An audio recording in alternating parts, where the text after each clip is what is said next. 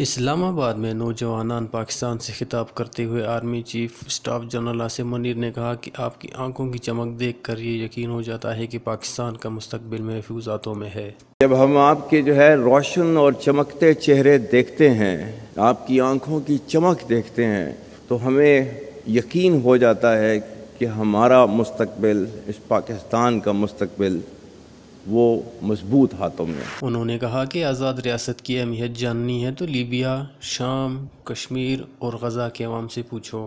آزاد ریاست کیا ہے، اس کی اہمیت جاننی ہے تو آج لیبیا کے لوگوں سے پوچھیں،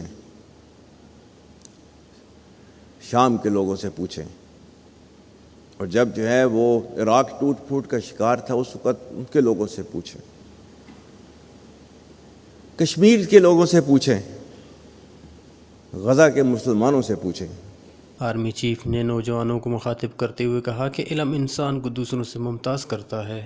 عاصم منیر کا کہنا تھا کہ ریاست کی یہ ذمہ داری ہے کہ عوام کو سوشل میڈیا سے پیدا شدہ بے جان اور فتنے کی مضمرات سے دور رکھے۔ ان کا کہنا تھا کہ عوام، حکومت اور فوج کے درمیان مضبوط رشتہ ہی پاکستان کے تحفظ اور ترقی کا ضامن ہے۔ جو پاکستان کے ڈیفالٹ کا بیانیہ بنا رہے تھے وہ آج کہاں ہیں؟